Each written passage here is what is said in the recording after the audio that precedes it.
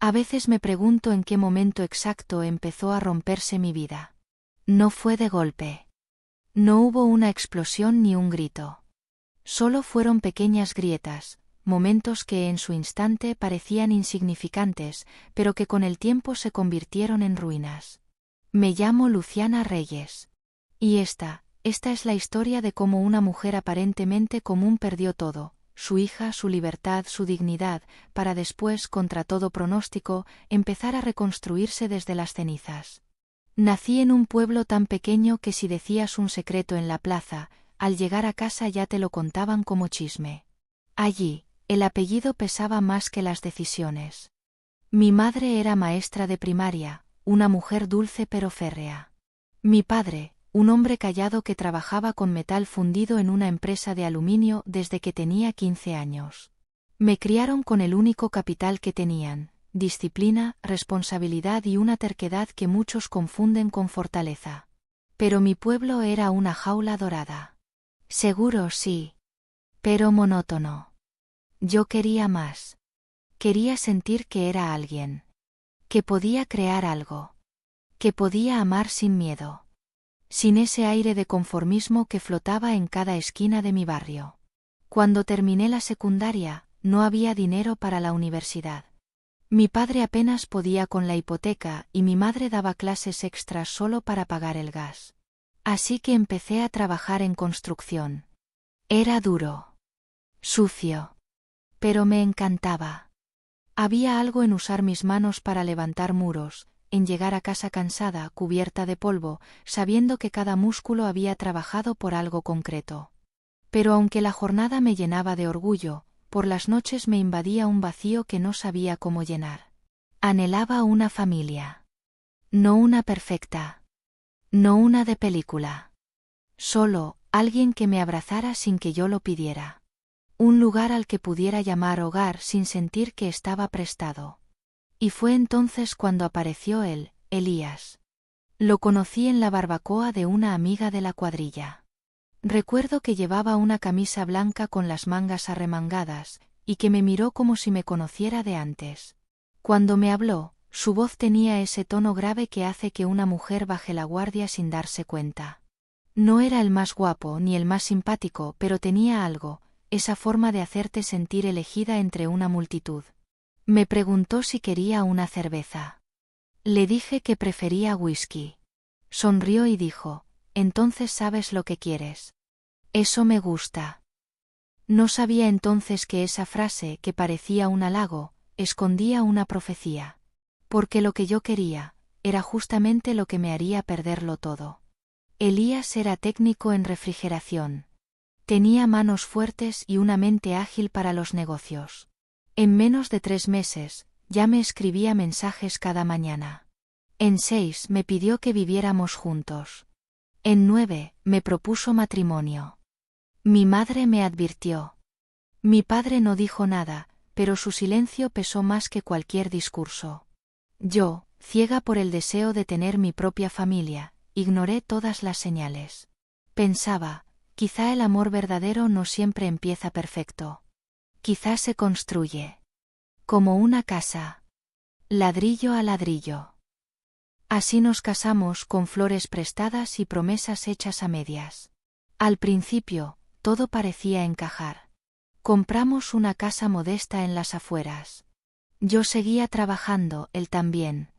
Y cuando nuestra hija Alma nació, sentí que la vida por fin me había regalado algo real. Pero a veces los regalos vienen envueltos en mentiras. La casa que compramos fue justo antes de la crisis. La deuda nos ahogaba. Elías se volvió más irritable, más distante. Empezó a quedarse tarde en el trabajo, a dormir en el sofá porque roncaba mucho. Yo trataba de entender. Cocinaba sus comidas favoritas. Le dejaba notitas con besos de lápiz labial. Todo inútil. Y sin embargo, todavía no sabía que eso era solo el comienzo del colapso. Lo más doloroso de una traición no es el golpe final. Es el tiempo previo, cuando una parte de ti siente que algo no está bien, pero se aferra. Porque si sueltas, todo se cae. Y yo no quería soltar. No aún. Dicen que el amor es ciego. Pero nadie te advierte que también puede ser sordo, mudo, y desesperadamente ingenuo. Durante los primeros meses de casados, Elías y yo hacíamos lo que hacen todas las parejas jóvenes, fingir que todo estaba bien. Yo cocinaba sus comidas favoritas, él me traía flores del supermercado. Teníamos rutinas, risas forzadas, promesas vacías. Desde afuera parecíamos felices. Desde adentro algo empezaba a crujir, pero aún no sabía qué. Recuerdo que al comprar la casa, Elías insistió: es una inversión. El valor subirá en unos años. Yo dudé. Era cara. Teníamos pocos ahorros. Pero confié. Porque cuando estás enamorada, crees que el amor compensa lo que falta en el banco. Lo firmamos todo sin mirar las letras pequeñas. Al mes siguiente, la economía colapsó. Y nuestra inversión se convirtió en una jaula con deudas que crecían cada día. La hipoteca se volvió un fantasma. Un susurro constante que dormía con nosotros, se sentaba a cenar y se metía entre nuestras discusiones. Elías, que antes me abrazaba al llegar del trabajo, ahora apenas murmuraba un saludo. Se encerraba en la computadora, decía estar gestionando cosas del trabajo. Yo quería creerle. Pero el amor, aunque ciego, no es estúpido. En el fondo lo sabía. Lo que más dolía no era que me evitara. Era su indiferencia. Esa forma de mirarme como si fuera una carga, un obstáculo. El mismo hombre que una vez me dijo: no puedo imaginar mi vida sin ti, ahora parecía vivir perfectamente sin mí. La tensión crecía con cada factura. Con cada comida silenciosa. Y llegó la Navidad. Le preparé su cena favorita. Compré regalos con lo poco que me quedaba, buscando recordarle que aún éramos una familia. Él, en cambio, me regaló una tarjeta genérica y un perfume barato que ni siquiera estaba envuelto. Su expresión al verme abrirlo fue casi de fastidio. Como si el acto de fingir afecto le resultara insoportable. Esa noche, cuando me acosté, supe que había algo más. Y no se trataba solo del dinero. Empecé a observar. Pequeños gestos. Risas contenidas cuando hablaba por teléfono. El brillo en sus ojos al responder mensajes que nunca compartía. Un día, vi su celular encendido en la mesa sin bloqueo. Y sí, lo leí. No encontré fotos. No encontré confesiones explícitas. Pero encontré algo peor: complicidad. Palabras suaves. Apodos que nunca me dijo a mí. Nos vemos mañana, mi sol. Gracias por hacerme sonreír otra vez. Ese otra vez fue un puñal. Quise gritar. Llorar. Enfrentarlo. Pero no lo hice. Porque, aunque parezca absurdo, aún quería creer que había algo que salvar. Que todo era una fase. Un error pasajero.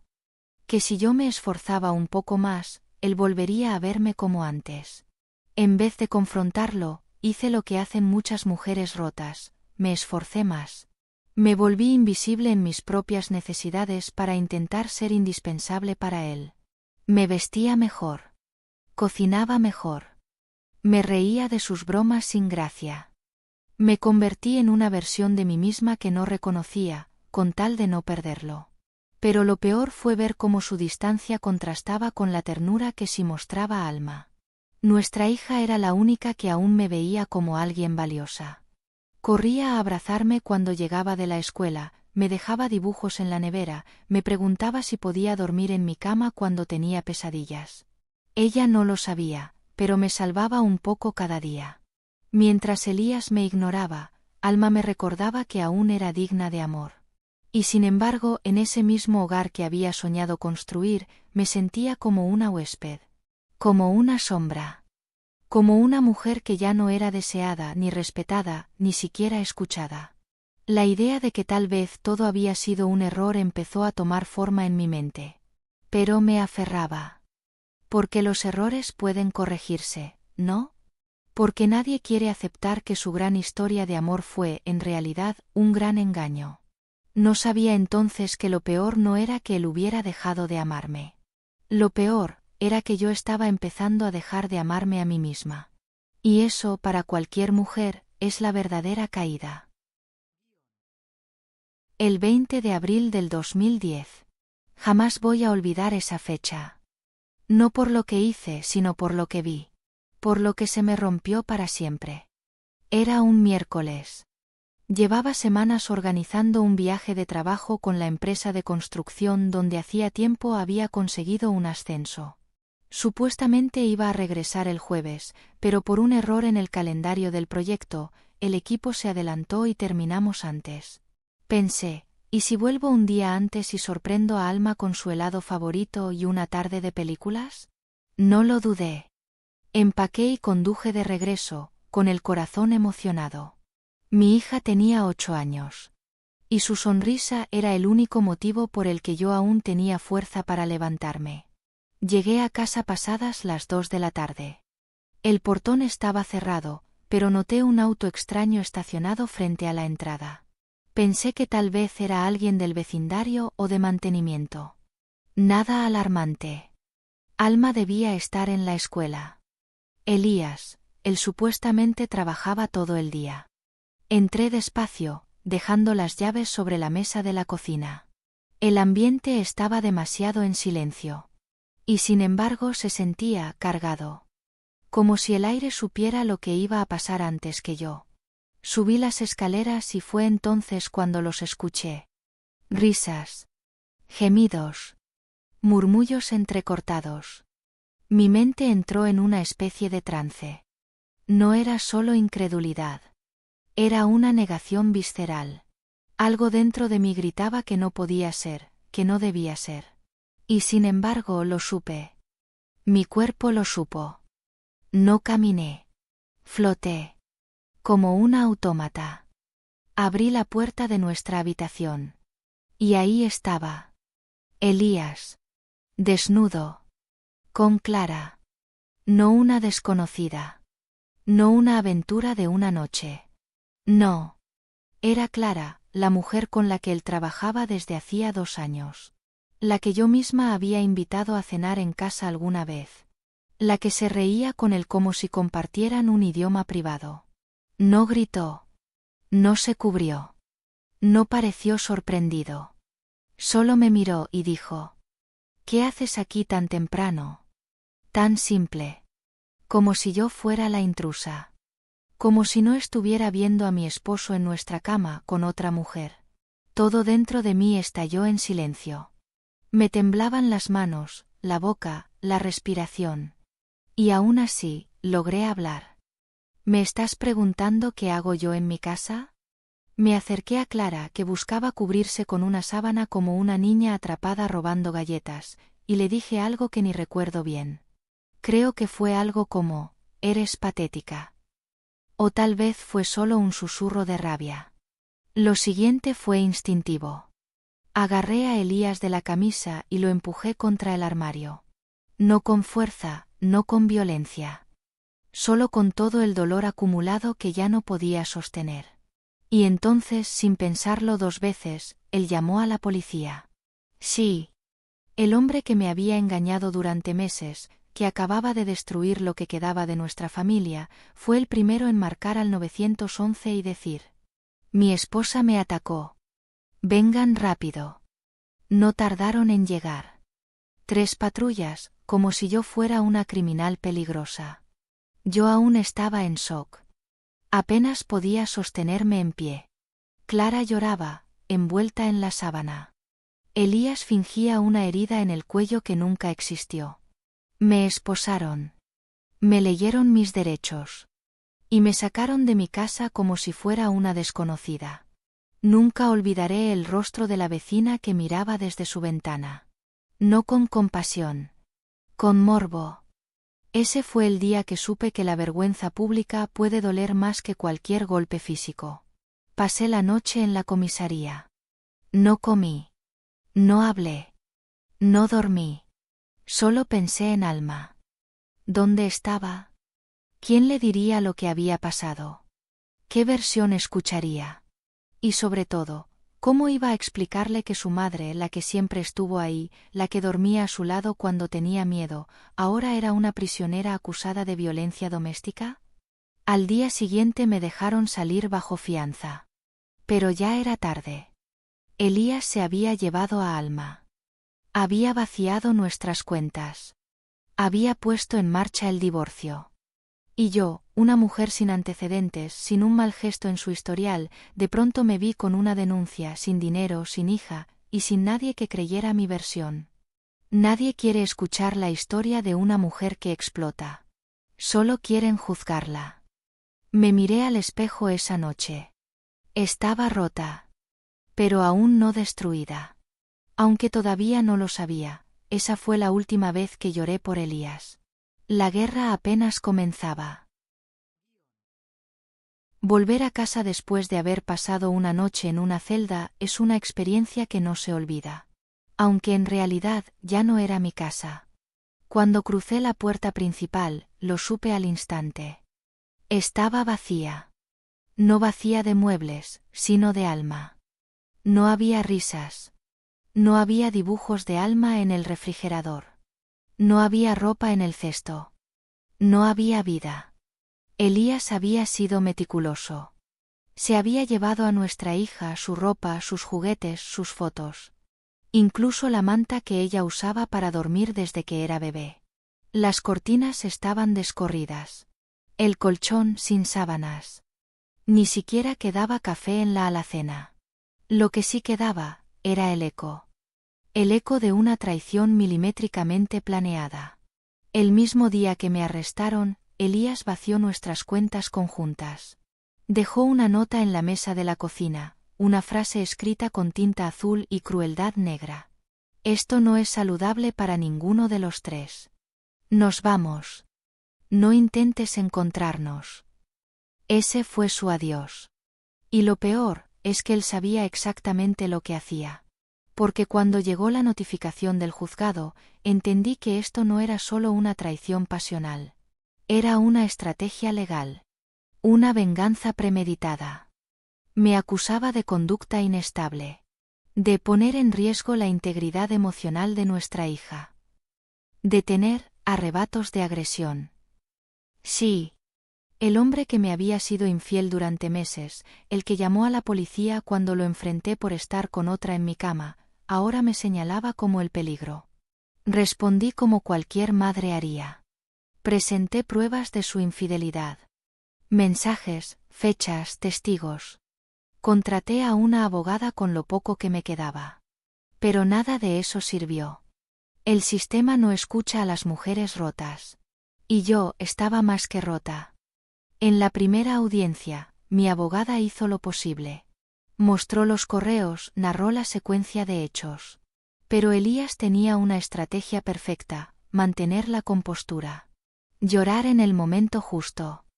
Mencionar el bienestar de Alma como su prioridad. Y claro, estaba clara. Ahora su pareja estable. Sonreía con falsa humildad mientras decía que solo querían que Alma tuviera una vida tranquila, lejos del caos. Yo era ese caos. Así me pintaron. Así lo creyó el juez. Al final de ese día. Perdí la custodia. Me obligaron a pagar manutención. Y tuve que firmar los papeles para vender la casa, la misma que yo había elegido, decorado, defendido. Con la venta, apenas cubrí mis deudas. Mi crédito quedó arruinado. Elías se quedó con un coche. Yo me quedé con un colchón en la casa de mi prima Carla, y una maleta con ropa que ya no me representaba. Recuerdo que esa noche me miré en el espejo del baño de Carla. Tenía la cara hinchada, los ojos rojos, el cabello recogido con una liga vieja. Y pensé, así es como se ve una mujer que lo perdió todo. Y aún así, no lloré. No porque no quisiera. Sino porque ya no tenía lágrimas. Las había derramado todas en esa sala de tribunal. En los días siguientes intenté reconstruirme. Busqué trabajo. Evitaba los lugares donde solía ir con Alma. Cambié de número. Bloqueé a Elías. Pero las palabras de mi abogada me martillaban la cabeza. Mientras tenga la custodia, no podrás verla sin su permiso. No poder hablar con mi hija fue peor que la cárcel. Me preguntaba, ¿Alma me estará odiando? ¿Le estarán diciendo que la abandoné? ¿Que no luché por ella? Y lo peor es que la respuesta era sí. Eso le estaban diciendo. Una amiga de una amiga que trabajaba en la escuela de Alma me lo confirmó. Tu hija no entiende por qué no la llamas. Cree que la olvidaste. ¿Cómo le explicas a una niña de 8 años que su padre manipuló la justicia? ¿Cómo le haces entender que su madre no la abandonó, sino que fue apartada a la fuerza? Empecé a beber. No de forma escandalosa. Solo lo suficiente como para dormir. Y cada noche me repetía lo mismo, vas a encontrar la manera. Vas a recuperarla. Cueste lo que cueste. Pero lo cierto es que no sabía cómo. Y en ese limbo entre el dolor y la rabia, comencé a transformarme. Porque cuando una mujer lo pierde todo, no le queda más que una opción. Volverse alguien que no conocía. Alguien que ya no pide permiso. Alguien que aprendió que a veces, la justicia hay que arrancarla con las uñas. Y aunque todavía no lo sabía, ese alguien, ya empezaba a despertar dentro de mí. Hay un punto en el que el dolor deja de doler. No porque sane, sino porque se pudre por dentro y se transforma en algo más denso, más oscuro, algo que te acompaña todo el día, en silencio, susurrando ideas que antes ni te atrevías a considerar. Ese punto lo crucé unas semanas después de perder la custodia de Alma. Mi rutina era monótona. Me despertaba tarde no porque durmiera bien, sino porque no quería enfrentar el mundo. Salía a buscar trabajos temporales, nada que durara más de unas semanas. Al final del día, terminaba en un bar pequeño y sucio al borde de la ciudad, donde nadie conocía mi nombre y a nadie le importaba mi historia. Allí aprendí que el rencor no se sirve frío. Se bebe caliente. Se mezcla con tequila y se escupe en forma de carcajadas rotas. Me sentaba en la esquina de la barra. A veces leía viejos correos que nunca envié a Alma. O me perdía en pensamientos de lo que habría pasado si hubiera actuado distinto aquella tarde, si no lo hubiera confrontado, si hubiera tenido una cámara en el cuarto. Pero esos pensamientos no servían de nada. Eran solo fantasmas que me abrazaban con la misma fuerza con la que Elías me había arrancado a mi hija. Una noche un hombre viejo de barba descuidada y voz gruesa, se sentó a mi lado. Me había visto allí varias veces y sin miramientos dijo: «¿La cara que traes es de que te robaron el alma, o solo la dignidad?» No respondí. No tenía fuerzas para discutir. Pero él continuó: «Mujer que no se venga es mujer que se pudre». Lo miré. Sus ojos no eran hostiles. Solo cansados. Como los de alguien que ya había perdido su propia guerra. ¿Y si vengarte solo te deja más vacía? Le pregunté. Más vacía que perder a un hijo, no vas a estar. Créeme, me contestó, mientras daba un trago a su whisky. Esa conversación se me quedó clavada. A partir de esa noche, empecé a escuchar lo que antes ignoraba. Historias de hombres que tomaron justicia por su cuenta. Algunos fanfarroneaban sobre exesposas que se llevaron demasiado y como ellos les devolvieron el golpe de una forma u otra. Eran historias llenas de alcohol, testosterona mal digerida y una rabia que yo también empezaba a entender. Una parte de mí los despreciaba. Pero otra parte los envidiaba. Porque ellos hicieron algo. Aunque fuera torpe, aunque fuera sucio, se movieron. Y yo, en cambio, solo me estaba desmoronando lentamente, sin hacer ruido. Hasta que ocurrió algo que me empujó del todo. Una tarde de domingo me tocó ver a Alma. Una de las pocas visitas que Elías autorizó, como si fuera un privilegio y no un derecho. Fuimos a la casa de mis padres. Cocinamos juntos. Le conté cuentos, le peiné el cabello. Me pidió que le ayudara con un dibujo para la escuela. Todo parecía normal, pero algo en su forma de mirarme me rompió. ¿Por qué no vives con nosotros, mamá?, preguntó mientras coloreaba una flor. Tragué saliva. Sentí el corazón hacerme un nudo en la garganta. Porque hay cosas que los adultos tienen que resolver primero, le respondí con la voz más firme que pude. Ella bajó la mirada como si entendiera más de lo que yo quería que entendiera. Esa noche, mientras mis padres dormían, me senté en la cocina con mi papá. Le preparé un café como solía hacer cuando era niña. Le conté todo. No solo lo del juicio, no solo lo de Clara. Le hablé del odio que había comenzado a sentir. De las ganas de hacer algo. De no quedarme con los brazos cruzados. Mi padre, que siempre fue un hombre de pocas palabras, me miró como si viera a alguien más. ¿Estás pensando en vengarte, Luciana? No contesté de inmediato. No lo sé, admití. Pero tampoco puedo seguir así. No puedo simplemente aceptar que me quitaran todo y fingir que lo superé. No soy ese tipo de mujer. Él bajó la vista. Dio un sorbo a su café. Y luego, como si hablara con la versión de mí que aún era su hija pequeña, dijo: La venganza es un veneno que se bebe sola, hija. Parece alivio, pero mata lento. Y después, no te queda alma ni razón. Entonces, ¿qué hago, papá? ¿Me quedo así?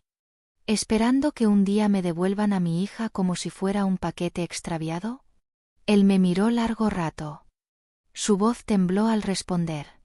No digo que no pelees. Solo te pido que no te conviertas en la sombra de lo que te quitaron. No dejes que te cambien. No del todo. Pero ya era tarde. Porque, aunque aún no lo sabía, una parte de mí ya había sido convertida. Yo ya no era solo Luciana, la madre que sufrió una traición. Era Luciana, la mujer que tenía una deuda pendiente con el mundo. Y estaba lista para cobrársela a su manera. El odio es como el fuego. No comienza con una explosión. Empieza con una chispa. Una chispa que se arrastra por dentro, silenciosa, hasta que un día lo consume todo. Para mí, esa chispa se encendió definitivamente una noche común y corriente, al salir del bar donde solía ahogar mi impotencia. Había bebido poco, apenas lo suficiente para entumecer los bordes del dolor, y mientras caminaba por la acera lo vi. Elías. Con Clara. Riendo. Como si el mundo no les debiera nada. Como si mi dolor no existiera. Como si yo nunca hubiera sido parte de su historia.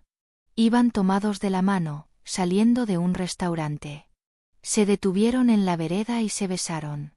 Un beso largo, sin pudor. Luego subieron a un auto negro.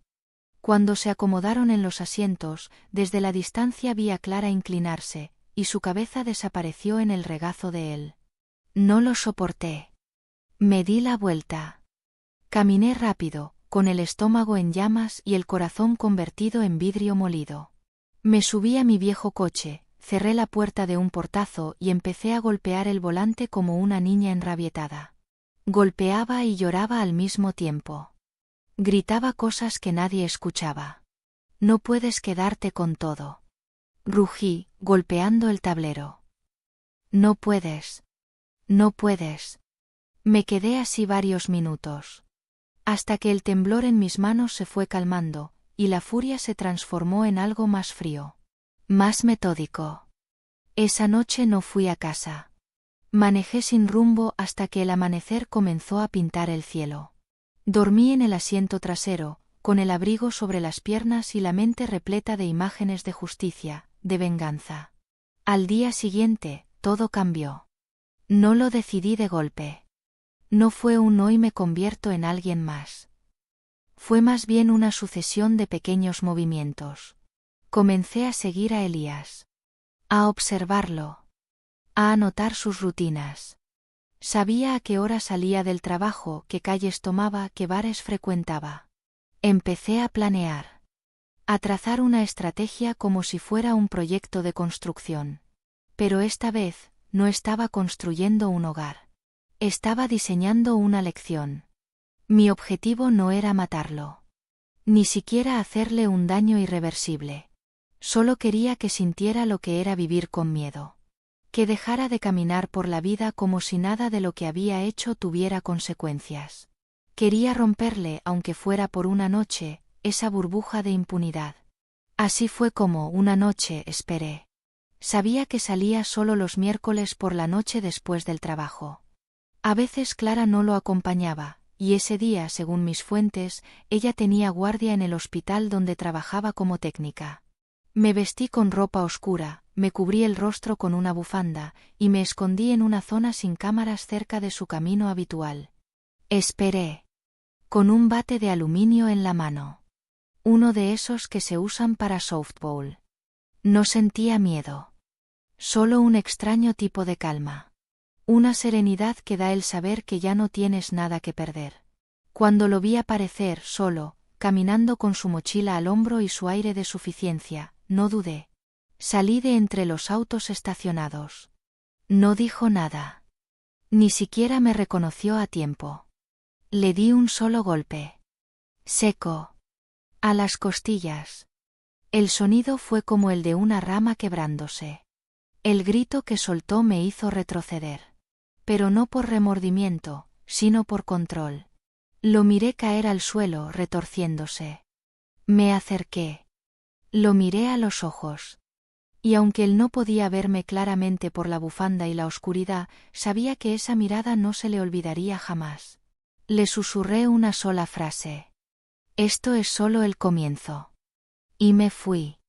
Corrí por las calles traseras, cambié de ropa en un callejón, me deshice del bate y de la bufanda en un contenedor de basura. Había sido rápida. Precisa. Y me sentía viva. Por primera vez en años. No supe exactamente cuán grave habían sido sus heridas hasta que lo vi en las noticias locales. Elías Duarte, técnico de refrigeración, fue atacado anoche por un desconocido. Se encuentra estable pero con una pierna fracturada y varias costillas rotas. La policía investiga. Me llamé a silencio. No me acerqué al bar. No le conté a nadie. Hasta que una semana después, 2 agentes tocaron mi puerta. Un testigo anónimo, que luego supe que era uno de los borrachos de aquel bar donde yo solía desahogarme, declaró que yo había dicho que le haría pagar. Una frase dicha entre copas.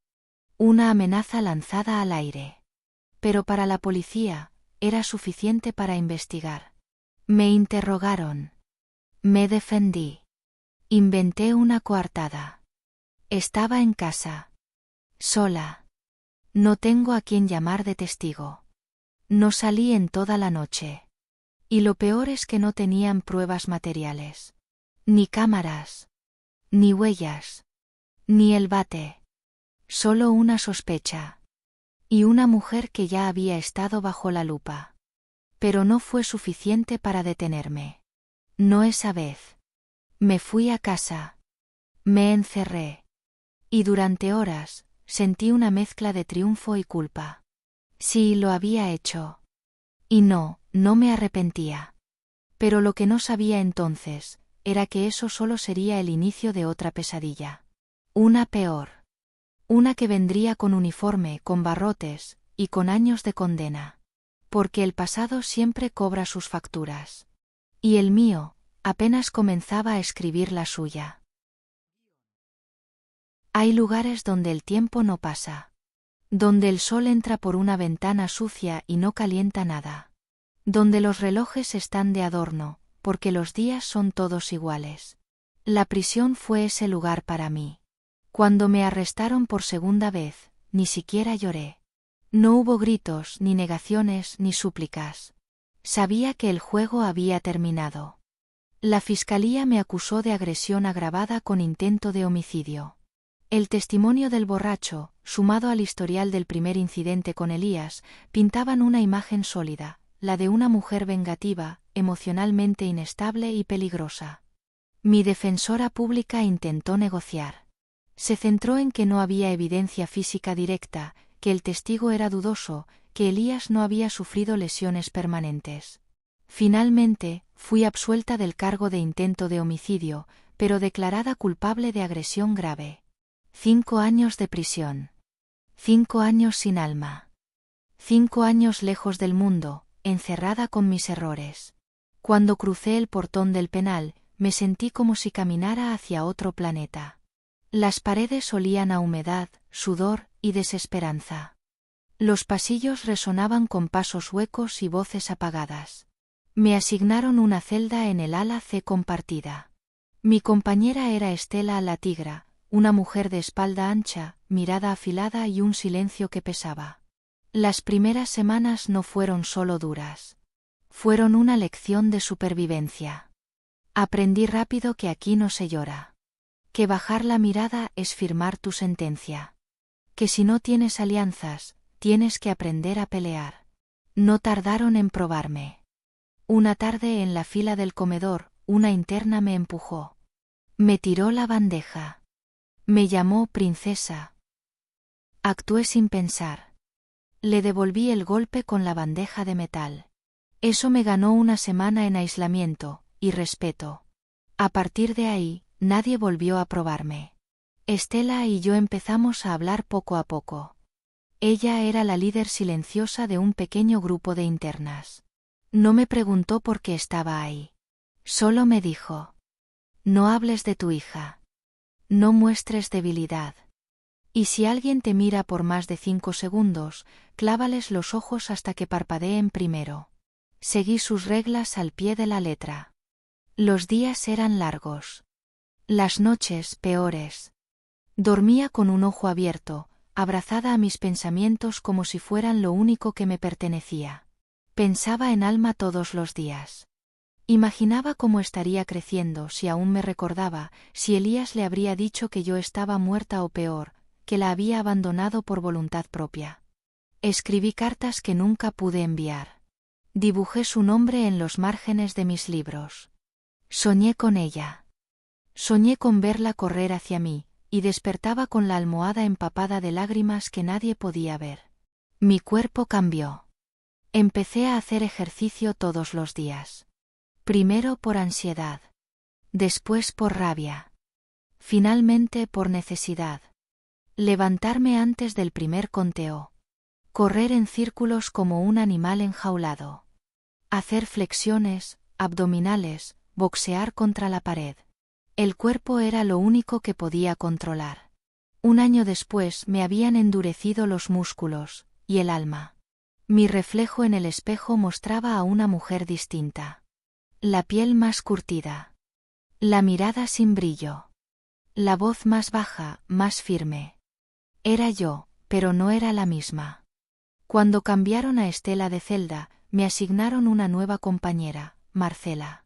Tenía 24 años. La habían condenado por robo a mano armada. Al principio no hablábamos.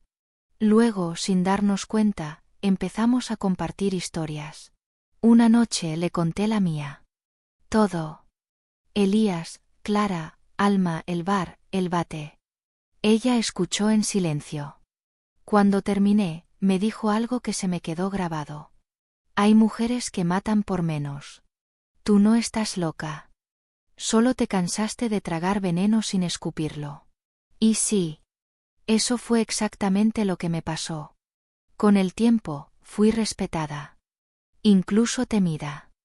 No porque fuera violenta, sino porque ya no tenía miedo. La prisión te arrebata muchas cosas, pero también te da una claridad brutal, o te quiebras o te vuelves a cero. Y yo elegí lo segundo. No por orgullo, sino porque tenía un propósito. Un motivo para no rendirme. Alma. Sabía que un día saldría. Y cuando ese día llegara, no sería la misma mujer derrotada que Elías arrojó al vacío. Sería otra. Una que no se arrodilla. Una que no pide permiso. Una que iba a recuperar lo que era suyo, cueste lo que cueste. Cuando la puerta de la cárcel se cerró detrás de mí por última vez, no sentí libertad. Sentí vacío. 5 años pueden parecer eternos o una ráfaga, dependiendo de cómo los vivas. Para mí, fueron ambas cosas, un infierno prolongado y un parpadeo en el que perdí la noción de quién era antes de cruzar ese umbral por primera vez. El mundo afuera había seguido girando sin mí. La gente hablaba más rápido, los autos eran distintos, los teléfonos más delgados, las personas más distantes. Yo era una exconvicta. Una mujer con antecedentes, con el estigma escrito en la frente y el alma desgarrada por dentro. La prisión me quitó muchas cosas. Pero también me dio algo que no tenía antes, la capacidad de hacer silencio y escucharme de verdad. No mi versión rota. No la que necesitaba amor desesperadamente. Sino la mujer que sobrevivió al abandono, a la injusticia, a la rabia, y aún tenía el coraje de volver a caminar. Cuando salí, no tenía a dónde ir. Mis padres, por más amorosos que fueran, ya eran mayores. Habían sufrido mucho por mí, por Alma, por el peso de la vergüenza en un pueblo pequeño donde todos hablaban pero nadie ayudaba. Así que decidí que mi regreso al mundo sería sin muletas emocionales. Sola, como siempre. Encontré una habitación pequeña en una pensión de mala muerte, con un colchón viejo, un lavabo que goteaba, y una ventana por donde apenas entraba la luz. Aún así, era mía. Era el primer espacio donde podía respirar sin que una cámara me vigilara o una voz gritara mi número de interna. Conseguí un trabajo descargando camiones en un almacén. Nadie me preguntó por mi pasado.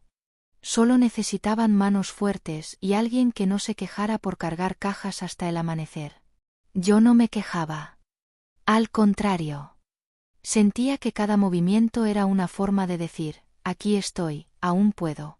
Pero el trabajo no era suficiente. Ni en dinero, ni en sentido. Porque si algo había aprendido en prisión, era que el tiempo sin propósito es un veneno lento. Y yo no quería volver a intoxicarse. Una noche, mientras organizaba unas cajas de computadoras dañadas, un compañero me preguntó si sabía algo de informática. Recordé los años que pasé en la biblioteca de la prisión, aprendiendo por aburrimiento, luego por curiosidad, y finalmente por obsesión. Allí descubrí que el lenguaje de las máquinas era justo lo que necesitaba, claro, sin emociones, sin mentiras. Un código lógico. Algo que, a diferencia de las personas, respondía con coherencia. Sé lo suficiente, le dije. Ese fue el primer paso. Empecé a ofrecer mis servicios como técnica en computadoras. Arreglaba laptops, instalaba sistemas, limpiaba virus. Nada del otro mundo, pero con cada cliente que salía satisfecho, sentía que reconstruía una parte de mí que creía perdida. Y luego surgió una idea. Durante mi encierro también había aprendido algo más turbio, más gris. Había conocido mujeres que creaban identidades falsas, montaban sitios web ilegales, que vendían información a través de la Deep Web. Yo no era como ellas. No quería serlo. Pero en ese momento, necesitaba una ventaja. Así nació Amy Carson. Una supuesta viuda, madre de 2 niños con una enfermedad rara, que pedía donaciones para un refugio de animales llamado Salvemos a nuestros peludos. Monté la página, diseñé un perfil adorable, recopilé fotos de internet, y en menos de 2 meses había recaudado más de $20,000. No robé a nadie directamente. Pero sí engañé a muchos. Ese dinero no me hizo rica. Pero me dio una cosa que no había tenido en mucho tiempo: opciones. Opciones para pensar, para buscar a Alma, para moverse en un mundo que me cerraba las puertas. Fue entonces cuando decidí contratar a un investigador privado. No confiaba en la policía. No tenía acceso a registros oficiales. Pero con suficiente dinero en efectivo, alguien podía seguir las migas de pan que Elías había dejado atrás. Tardó semanas, pero lo logró. Elías ya no estaba con Clara. Tampoco vivía en nuestro viejo barrio. Se había mudado con otra mujer, a otra ciudad. Y Alma, a mi hija. Mi Alma ahora tenía 13 años. Y vivía con ellos. Con otra mujer que no era yo. Que no era su madre. Que seguramente le decía buenas noches. Que probablemente la acompañaba a la escuela. Que quizás hasta firmaba sus boletines. Me temblaban las manos al escuchar el informe del investigador. Luciana, me dijo. Tu hija parece estar bien. Va al colegio. No hay señales de maltrato. Pero la mujer con la que vive no es Clara. Se llama Lorena. No tiene antecedentes, pero no parece tener relación legal con Elías. No están casados. ¿Y Alma? No la he podido ver de cerca. Tienen una rutina muy cerrada. Pero puedo seguir investigando. ¿Quieres que siga? Sí, le respondí. Quiero saber todo. ¿Dónde estudia, quién la recoge, con quién se junta, qué le gusta? Todo. Él asintió. Pero antes de irse me miró con cautela. Luciana, ¿qué planeas hacer con esta información? Lo miré a los ojos. Y por primera vez en mucho tiempo dije la verdad. Voy a recuperar a mi hija. No con violencia. No con amenazas.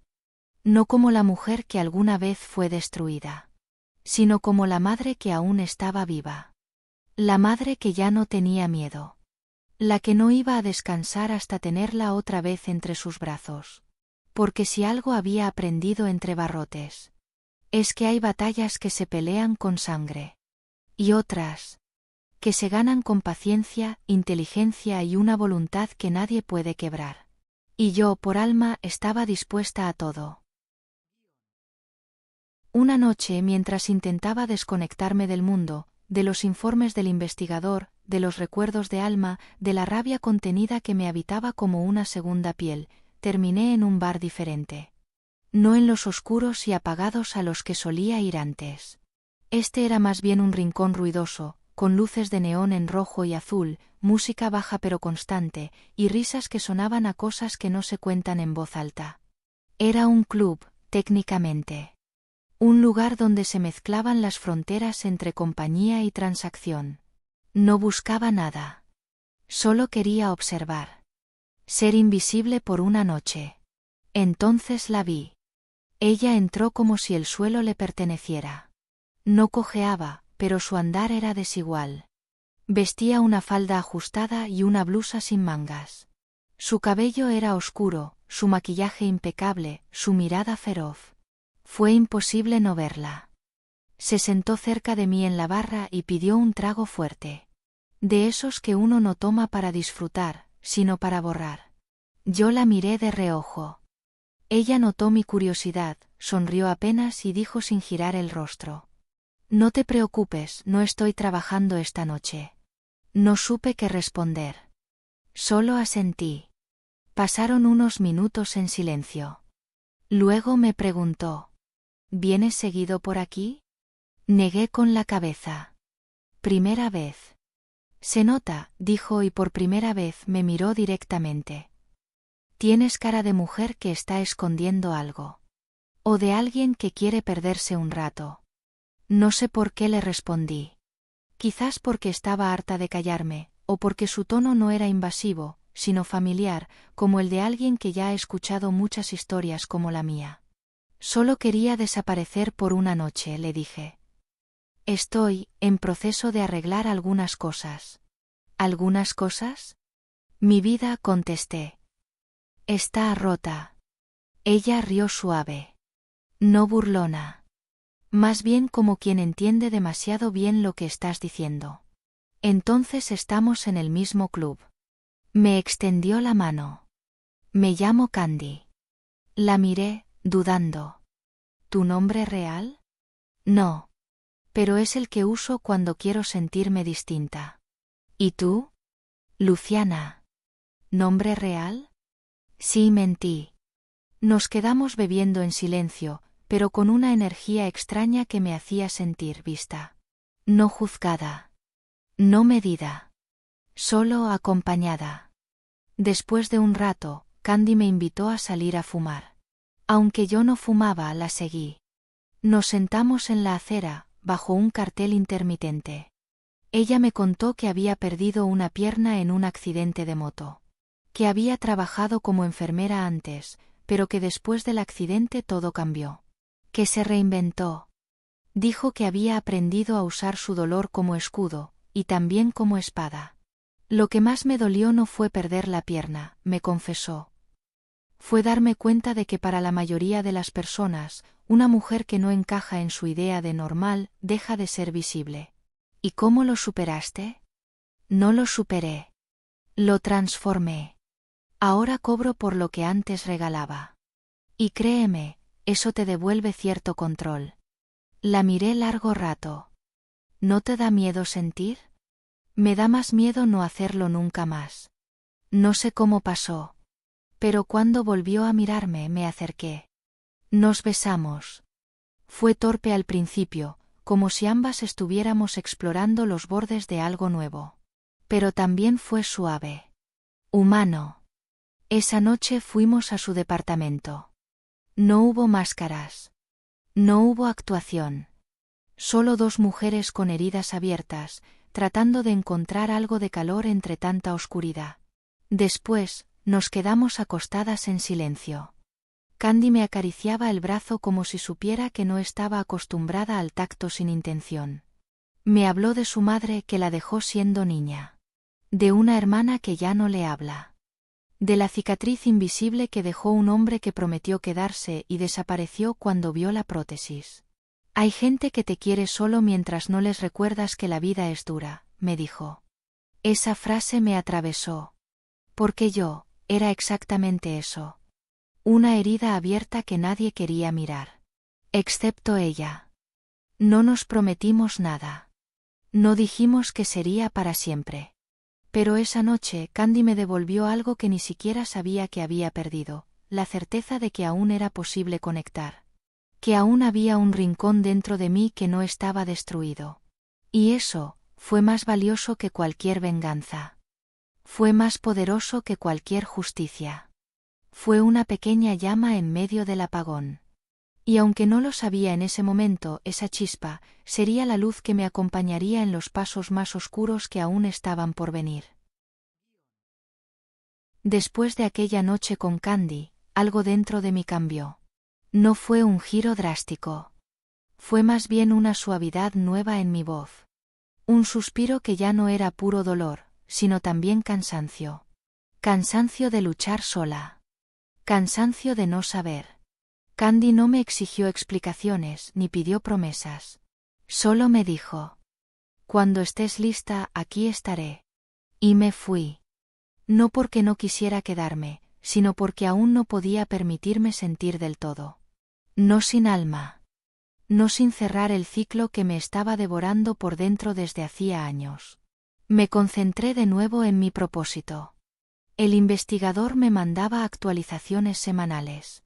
Y poco a poco, las piezas empezaron a encajar. Elías vivía en las afueras de San Antonio, Texas. Había conseguido trabajo en una empresa de refrigeración comercial. Ganaba bien, se había comprado una camioneta nueva y vivía en una casa alquilada, en un vecindario donde nadie hacía preguntas. Vivía con una mujer llamada Lorena Salcedo, auxiliar contable. Ni casados, ni pareja registrada legalmente. Pero lo que me heló la sangre fue que, según los vecinos, Alma casi nunca salía. No iba al parque. No tenía amigas visibles.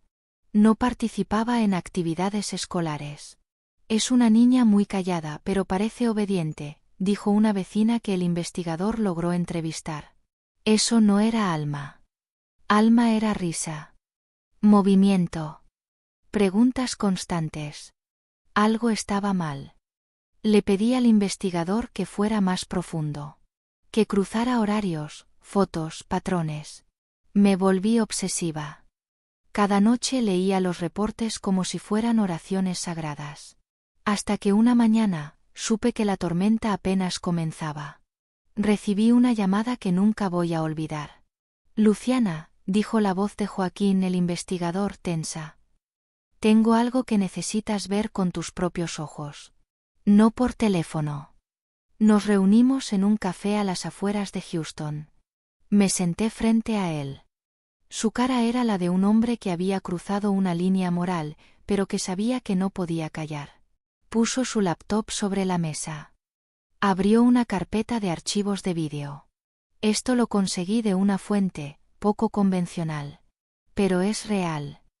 Instalé una cámara remota de manera encubierta desde la calle, usando una técnica de visión infrarroja y audio direccional. No fue fácil. Pero lo logré. Le di una mirada fría. ¿Qué descubriste? No a Lorena. Al otro tipo. ¿Qué otro tipo?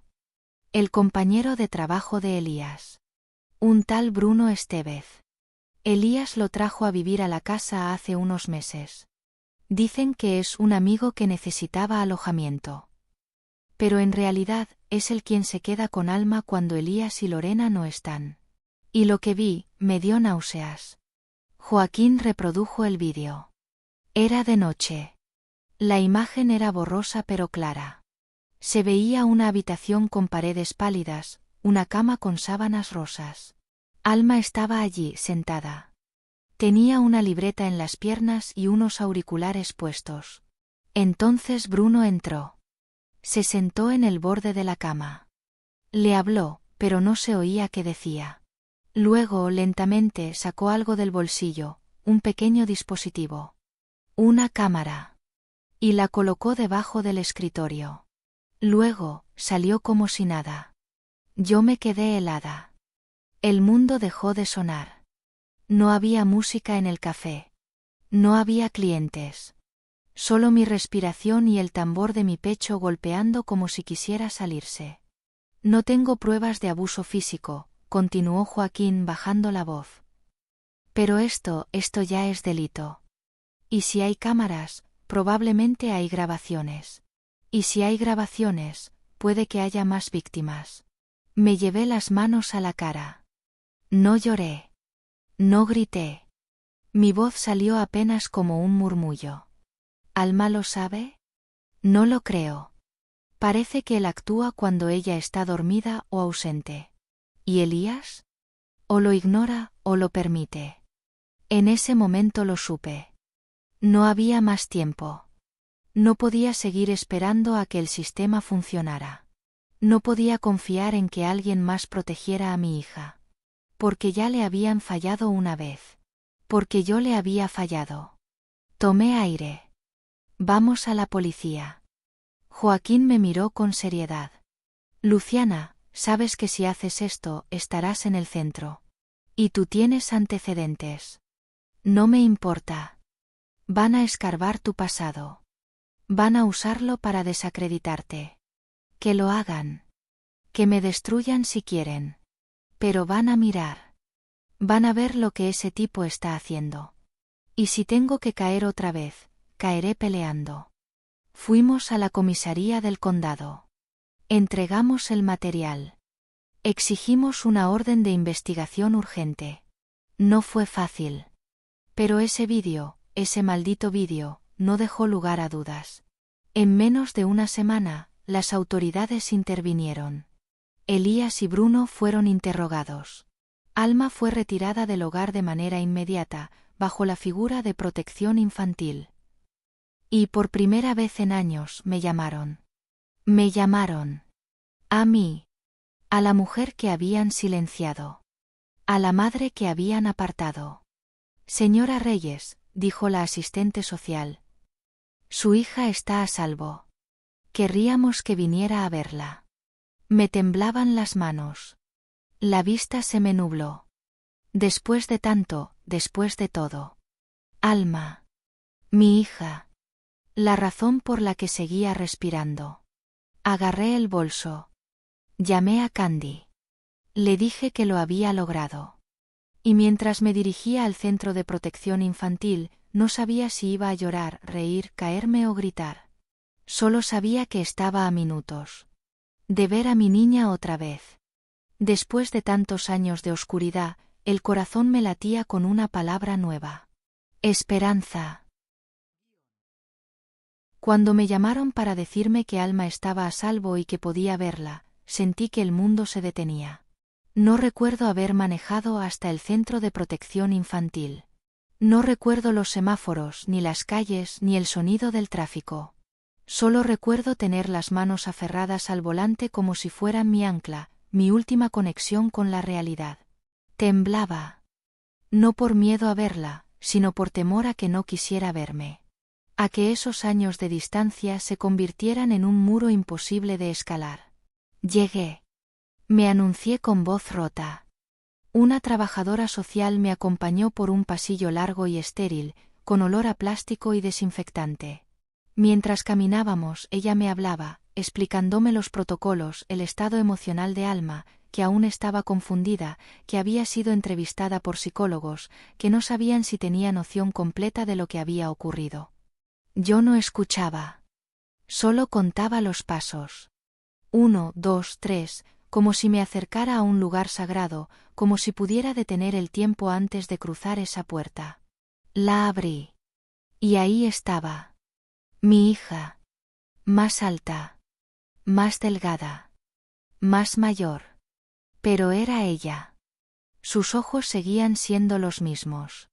Esa mezcla de ternura y curiosidad, ahora matizada con algo que antes no estaba, desconfianza. Ella me miró sin moverse. Sentada en una silla con un peluche entre las manos. Yo no supe qué decir.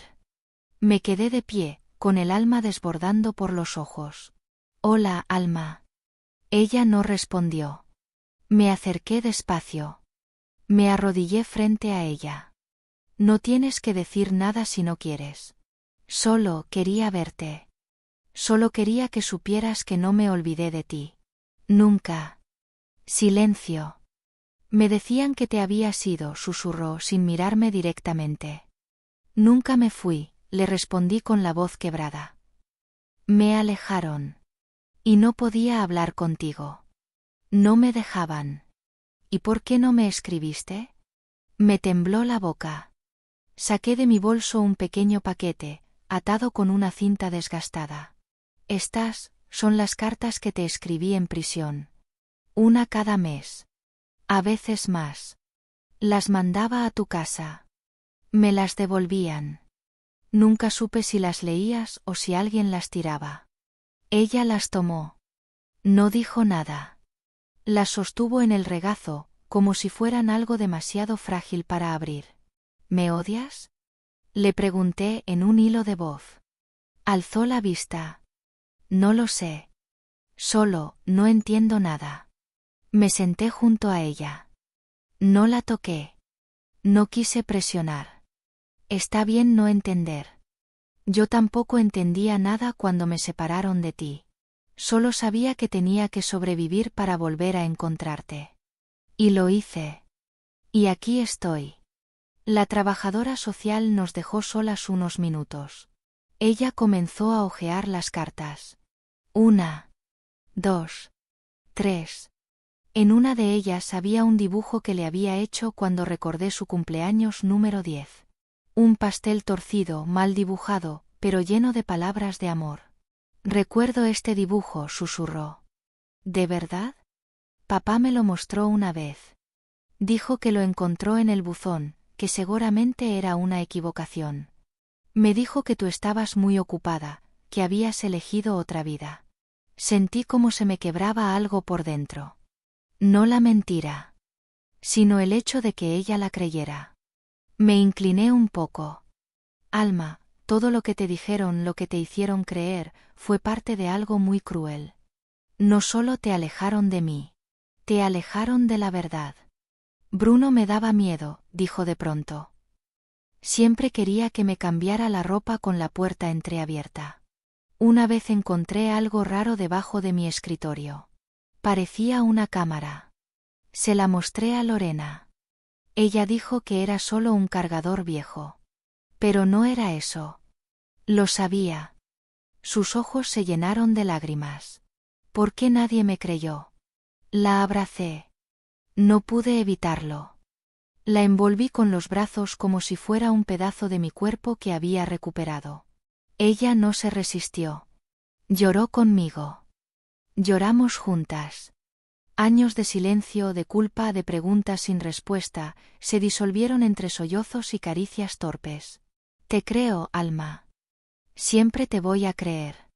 Después de ese encuentro las cosas no fueron fáciles. Elías y Bruno fueron arrestados. A Bruno le encontraron material explícito en su computadora, no solo de Alma, sino de otras víctimas. Elías intentó desligarse. Dijo que no sabía nada, que Bruno era un amigo que necesitaba ayuda. Pero los mensajes en su teléfono, las transferencias de dinero, los informes de la asistente social, todo apuntaba a que, si no participó activamente, al menos encubrió. Lorena testificó. Se mostró como víctima. Dijo que Elías la manipuló, que ella también sospechaba de Bruno, pero nunca tuvo valor para denunciar. El juicio duró meses. Y por primera vez el sistema me escuchó. Me devolvieron la custodia provisional. Luego, con apoyo psicológico, testigos, peritajes, la definitiva. Alma y yo volvimos a vivir juntas. Al principio fue incómodo.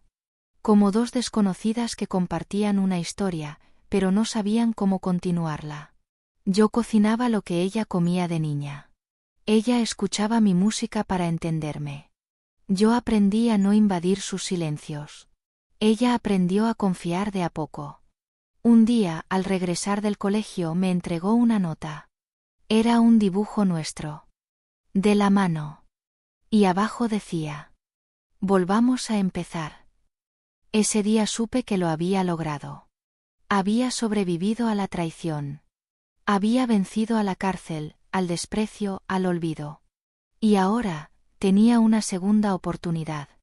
No para ser perfecta, sino para ser libre. Para ser madre. Para ser, finalmente, yo misma.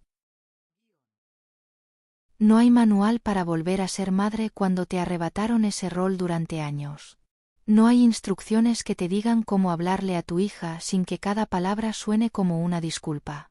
Después de todo lo que habíamos vivido, Alma y yo no solo teníamos que sanar. Teníamos que aprender a convivir, a reconocernos, a habitar juntas un espacio que durante tanto tiempo fue una herida abierta. Los primeros días fueron silenciosos. Yo me despertaba temprano, como en la cárcel, con el cuerpo aún programado para obedecer rutinas de encierro. La escuchaba caminar descalza por el pasillo, cerrar la puerta del baño con delicadeza, servirse cereal sin pedirme ayuda. La observaba como una madre que mira desde afuera el recuerdo de su hija, sabiendo que no puede imponer amor, solo ofrecerlo, una cucharada a la vez.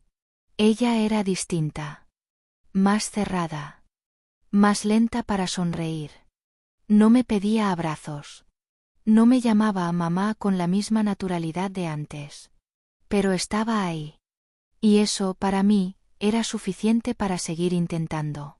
Me ayudó que volviéramos a casa de mis padres. Ellos la recibieron como si la vida se les hubiera devuelto en forma de nieta. Mi madre cocinaba todo lo que Alma recordaba con cariño: las empanadas de jamón y queso, el arroz con leche tibio, los panqueques de domingo. Mi padre, silencioso como siempre, le arregló la bicicleta vieja del garaje y la dejó pintarla como quisiera. La convirtió en una especie de santuario sobre ruedas, azul cielo con mariposas rojas. Yo encontré trabajo reparando computadoras por encargo. A veces en casa. A veces en locales que necesitaban alguien discreto y confiable. Las mañanas se volvieron productivas. Las tardes tranquilas. Las noches lentas. Pero había momentos difíciles. Alma tenía pesadillas. Se despertaba empapada en sudor, a veces sin hablar, con los ojos vidriosos, perdida entre el presente y el trauma. Yo me sentaba a su lado. No la forzaba a hablar. Solo la abrazaba, como si el calor de mi cuerpo pudiera servirle de ancla. Una de esas noches me preguntó, en voz muy baja: ¿tú también tenías miedo cuando estabas allá adentro? Me tomó por sorpresa. Sí, le dije. Mucho. Pero no por estar encerrada, sino por pensar que nunca más te iba a ver. Ella no dijo nada. Se acurrucó en mi regazo. Y se quedó dormida. Yo me quedé despierta toda la noche.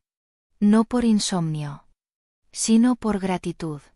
Poco a poco, comenzamos a compartir más. Los deberes del colegio. Las películas. Las historias antes de dormir. Ella me contaba cosas sobre sus profesores. Yo le hablaba de cómo había aprendido a armar una computadora con piezas descartadas en la prisión. Un día me pidió que le enseñara. La miré. Dudé. ¿De verdad quieres saber lo que hacía allá? Sí. Quiero conocer todo de ti, me dijo. Incluso lo que duele. Lloré. No pude evitarlo. Así, juntas, empezamos a reconstruir no solo una relación, sino un hogar. Con el tiempo, abrí mi propio pequeño negocio. Una mesa de trabajo, una computadora, algunas herramientas y una página web básica, Luciana Tech. No tenía logo. No tenía eslogan. Solo ofrecía honestidad, reparación y precios justos. Y funcionó. Los clientes eran hombres y mujeres mayores que necesitaban a alguien que les explicara cómo usar una tablet, cómo recuperar fotos antiguas o instalar antivirus sin temor a que los estafaran. Yo los atendía con paciencia. Con la delicadeza de quien ha aprendido que lo roto no siempre debe desecharse. A veces solo necesita tiempo y manos cuidadosas. Mi negocio creció. No en tamaño, pero sí en propósito. Era la prueba viviente de que sí se puede empezar de nuevo. Que incluso con antecedentes, con marcas, con errores, una mujer puede construir algo digno. Alma también comenzó a florecer. Se inscribió en atletismo. Empezó a entrenar en la pista del colegio. Yo la acompañaba desde lejos, sentada en las gradas, viéndola correr como si cada paso fuera una declaración: ya no tengo miedo. Una tarde, después de una competencia, me trajo una medalla de segundo lugar. Me la puso en el cuello. «Esta es tuya», me dijo. «¿Por qué?» «Porque si tú no hubieras peleado, yo seguiría atrapada». No supe qué decir. Solo la abracé. En ese abrazo no había promesas. Solo presente. Solo verdad. Esa noche, mientras ella dormía, me senté frente al espejo. Me miré largo rato. Ya no era la mujer destruida por una traición. Ya no era la interna 531C. Ya no era solo la víctima. Era Luciana. Mujer. Madre. Sobreviviente. Y por primera vez, me gustaba quien veía frente a mí. La vida tiene formas extrañas de devolvernos lo que alguna vez dejamos ir. Pasaron meses desde que Alma volvió a mi vida. La rutina ya no era una prisión. Era un privilegio. Despertarla para ir a la escuela, preparar su desayuno, preguntarle cómo le fue en clases, acompañarla a sus entrenamientos, esas pequeñas cosas, las que antes daba por sentado, se convirtieron en la columna vertebral de mis días. Mi negocio, Luciana Tech, se mantenía firme. No era un imperio, pero era suficiente. Me daba autonomía, algo que durante años sentía arrebatado. Había noches en que me sentaba sola en la cocina con un té entre las manos y pensaba en lo lejos que había llegado. En lo rota que estuve. Y en lo entero que me sentía ahora, a pesar de las cicatrices. Fue durante una de esas tardes tranquilas, un sábado cualquiera, que Alma me pidió algo que cambiaría el rumbo de todo. «Mamá, ¿puedes venir a verme correr este domingo? Tenemos una carrera comunitaria, va a estar grande. Habrá puestos de comida, música y todo eso». Le sonreí. «Claro que sí, hija. No me lo perdería por nada del mundo». Llegamos temprano al evento. Había niños y adolescentes corriendo por todos lados. Padres tomando fotos, vendedores con globos y bebidas frías. El cielo estaba despejado, y por primera vez en mucho tiempo, sentí que realmente pertenecíamos a ese momento. Alma se unió a su equipo. Yo me quedé cerca de la meta, con el celular listo para grabar. Y entonces la vi. Primero fue una silueta. Luego el rostro. Y por un instante, mi corazón se detuvo. Candy. La mujer que una vez me devolvió la ternura cuando no creía merecerla. La que había visto mis grietas sin huir. La que besé con culpa, y luego dejé atrás por miedo. Estaba a unos metros, cerca de un grupo de fotógrafos. Sostenía una cámara profesional colgada al cuello y hablaba con alguien, sonriendo como si el mundo aún tuviera belleza. No sabía si acercarme. No sabía si ella me reconocería. Había pasado más de un año. Pero fue ella quien me vio primero. Y en cuanto nuestros ojos se cruzaron, supe que también me recordaba. Caminó hacia mí, despacio. El ruido de la carrera parecía lejano. como si todo el entorno se hubiera silenciado para permitirnos ese momento. Vaya, dijo. No esperaba verte aquí. Yo tampoco, respondí con una sonrisa nerviosa. ¿Tu hija corre? Asentí. Sí. Es la que está en el carril 4. Candy miró hacia la pista. Tiene la misma determinación que tú. Se nota de lejos. Hubo un silencio. No incómodo, sino cargado de todo lo que no habíamos dicho. ¿Y tú? Pregunté. ¿Sigues trabajando en fotografía? Sí. Después de ti, algo cambió. Empecé a capturar cosas distintas. No solo cuerpos. Historias. Miradas. Lo que no se puede fingir. Me alegra. ¿Y tú? ¿Cómo estás, Luciana? No supe qué responder de inmediato. Porque la respuesta era tan compleja que no cabía en una sola frase. Estoy reconstruyéndome. Un poco cada día. Con ella. Candy me miró con dulzura. Siempre supe que lo lograrías. Me emocioné. Pero no quería llorar. No en público. No con Alma por correr. Entonces se escuchó el disparo de salida. Alma comenzó a correr. Candy y yo nos giramos al mismo tiempo. La vimos moverse con fuerza, con ritmo. Yo gritaba su nombre. Animándola. Latiendo con cada zancada. Y Candy sacaba fotos. No como una profesional.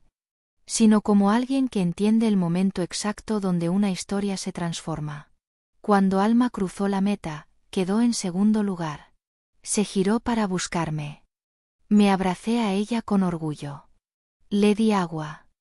Le dije que estaba increíble. Candy se acercó. ¿Puedo tomarles una foto juntas? Claro, respondí sin dudarlo. Alma no protestó.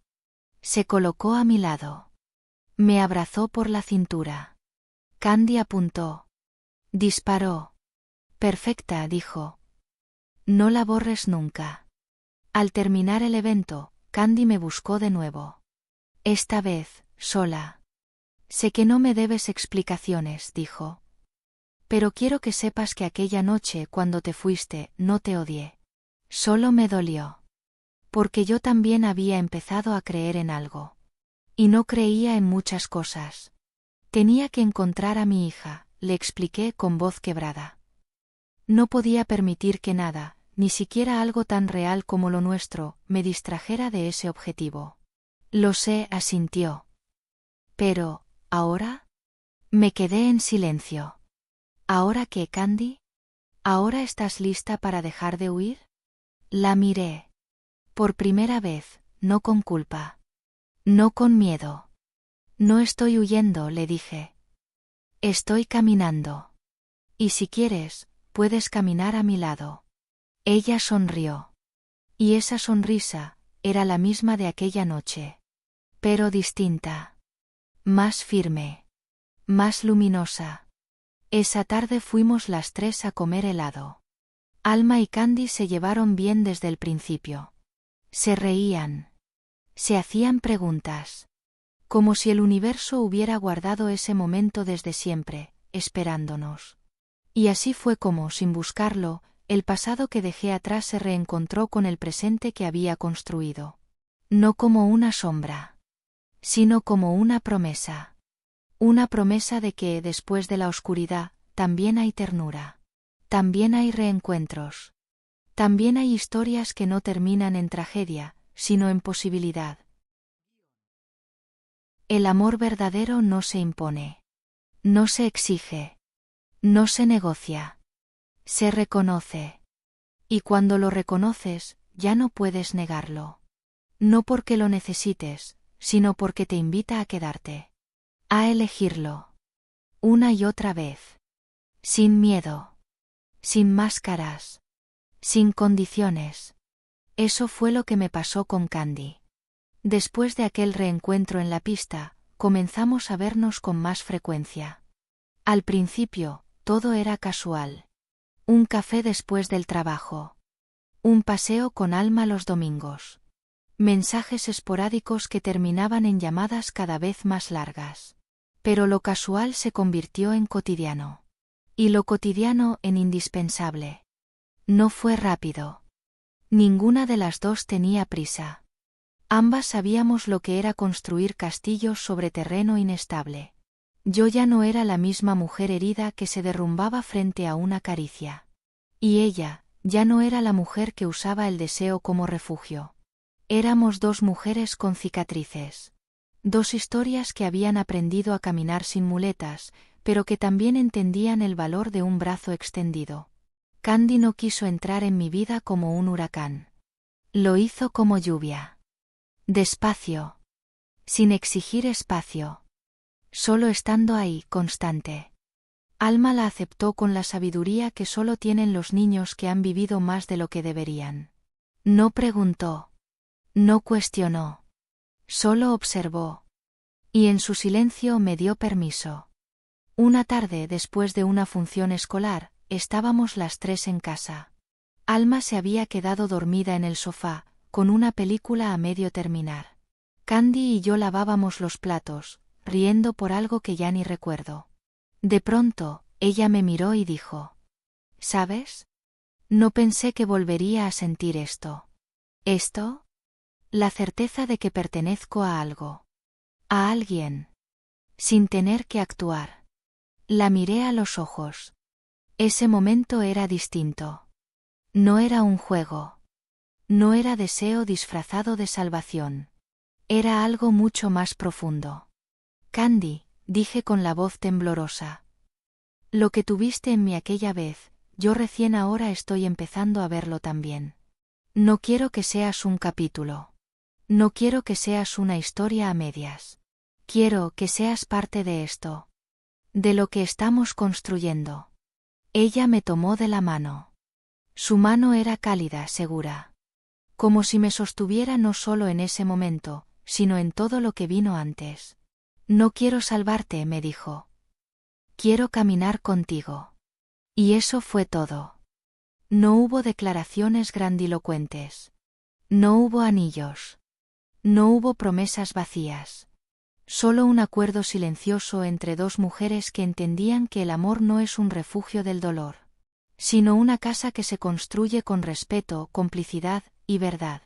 Con el paso de los meses, Candy fue ocupando un espacio más constante en nuestras vidas.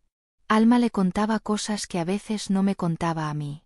Y yo no lo veía como una amenaza, sino como una bendición.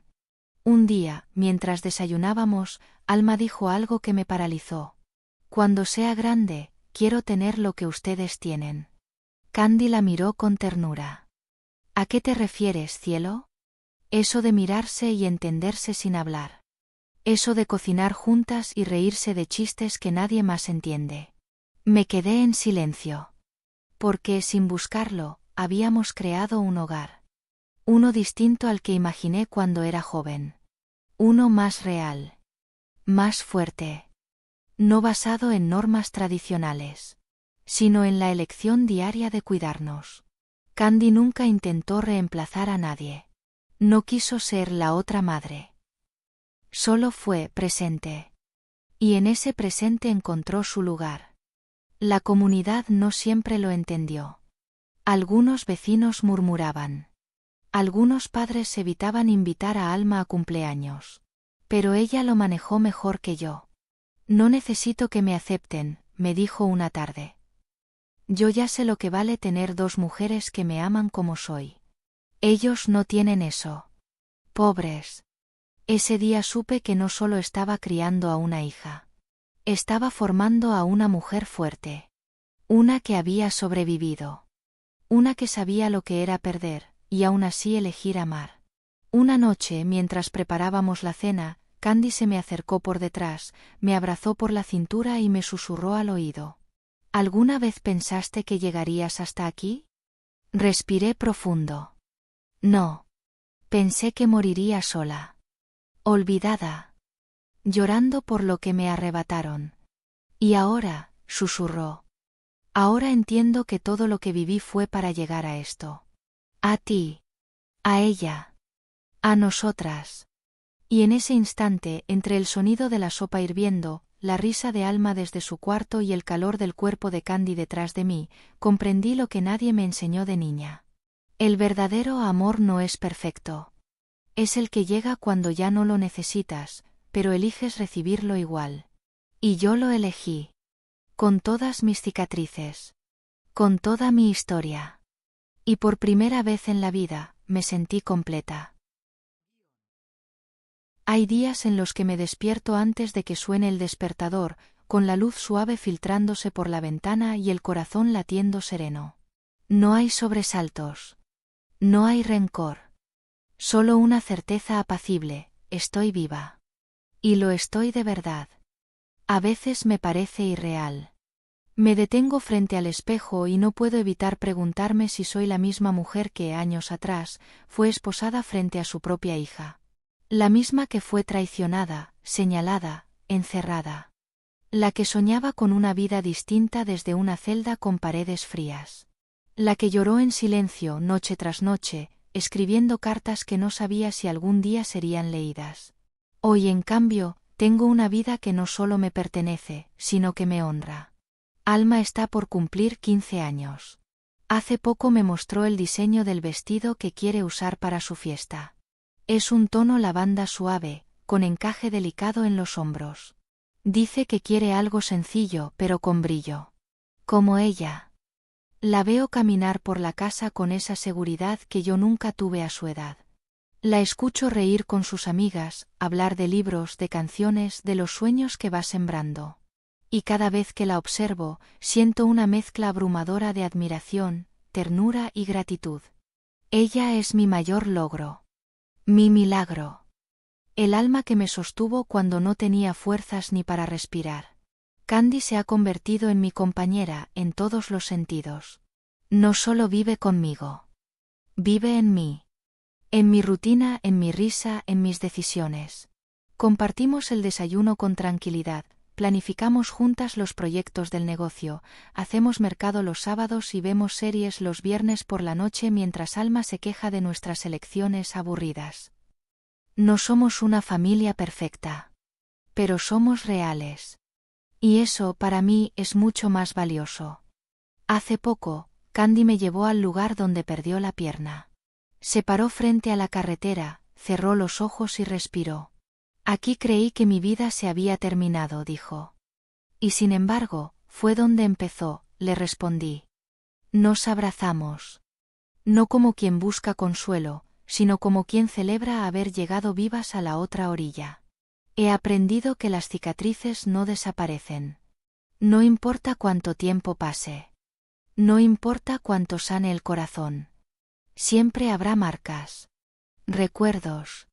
Momentos que regresan en forma de sombra cuando uno menos lo espera. Pero también he aprendido que esas cicatrices son mi armadura. Son prueba de que estuve rota, y me reconstruí. Que me arrebataron todo, y lo volví a crear desde cero. Hace unos días, recibí una carta del juzgado. Una confirmación formal de que tengo la custodia plena de Alma. Sin condiciones. Sin restricciones. La leí varias veces. Y en cada palabra, en cada sello legal, en cada párrafo frío, sentí algo profundo: justicia. No la justicia institucional. Sino la verdadera. La que se construye con lucha, con paciencia, con amor incansable. Esa noche, cuando Alma ya dormía, me senté en el porche con Candy. Nos tomamos de la mano. El silencio era cómodo. Estábamos en paz. ¿Te arrepientes de algo?, me preguntó. Pensé durante un largo rato. Me arrepiento de haberme callado tanto tiempo. De haber dejado que otros decidieran por mí.